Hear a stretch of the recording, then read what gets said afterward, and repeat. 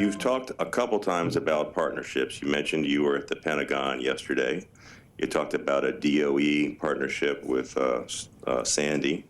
So with an organization that's really focusing on public education and awareness on behalf of your member companies, how are social entrepreneurs or disruptor type technologies, how are they changing how you provide these services back to your member companies? Well, I think it's not only how we're, providing services back to the member companies, but also, how we are, again, helping to lead the industry through these changes. I'm very proud we've got a history. Thomas Edison was one of the original disruptors.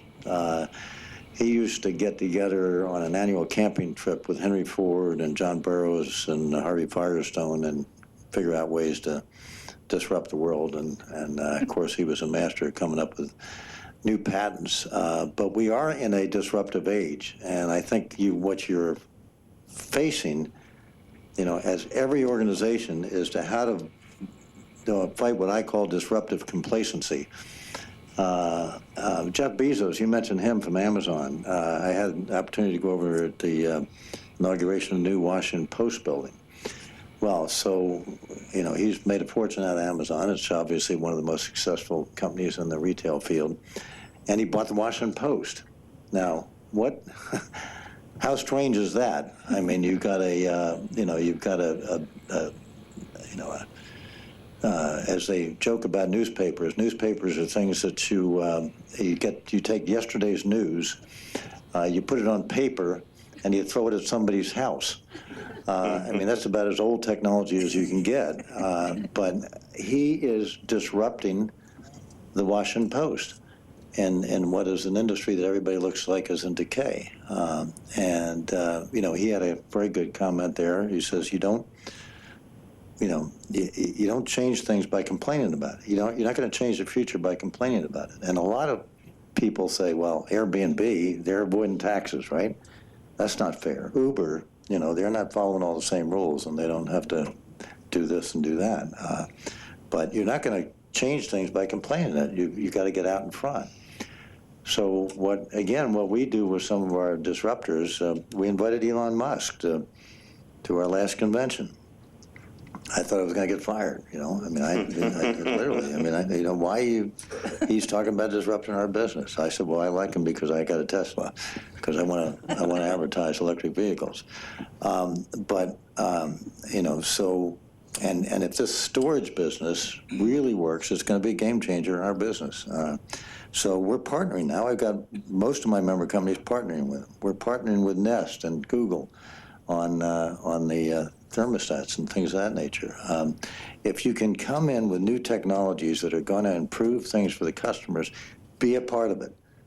Be a part of it. Don't stand on the sidelines and say, this isn't going to work or whatever. And if some of those technologies don't work, when I think you used a great expression, say, why don't you be more like Amazon? People used to say to me and to some of the people in our industry, why don't you be more like Enron? I'm glad we resisted that one, because there are some disruptors out there that may be not even honest or ethical, but I think where they make sense, where they look like they're going the direction to help the customers, you got to be a part of it. It's one of the things that we can have great conferences, lots of people attend, we can have great magazines and things of that nature, people buying that. Our board doesn't care about that. They care about the health of their companies and their businesses, right? And so they care how we provide value to them in terms of the way that they are running their businesses and the health of their industry. I was just up in Wall Street this week and gave the state of the utility industry, and the good news is that for the last 10-year period, 15-year period, we've exceeded the indexes. So from a shareholder value perspective, the utilities have done quite well, but there's major changes, major disruption coming in our business.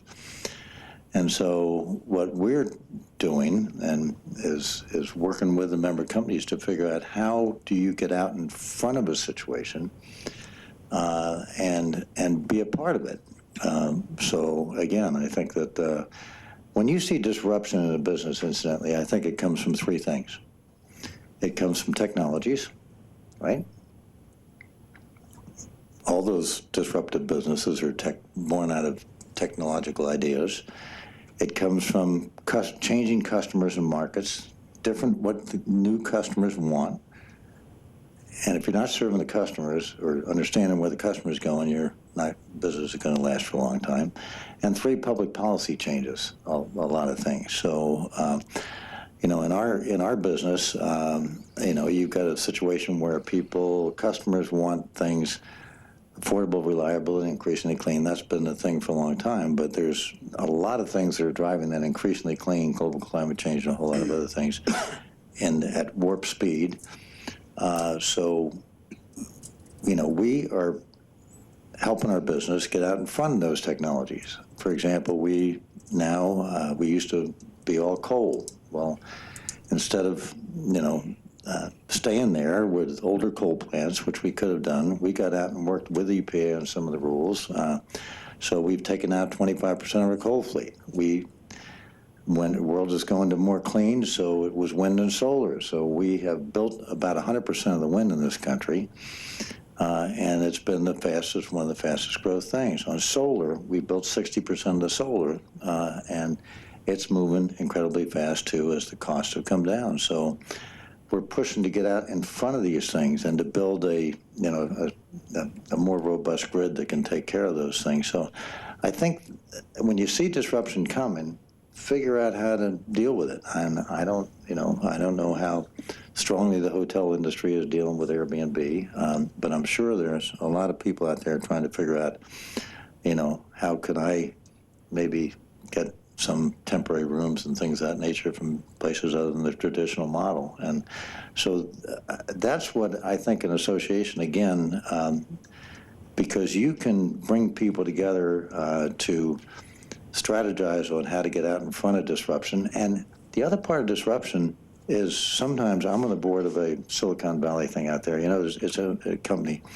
And you go out there and there literally is the whole community out there in Palo Alto or whatever that is thinking about how to disrupt businesses and how fast we can do it. It's an incredible atmosphere out there.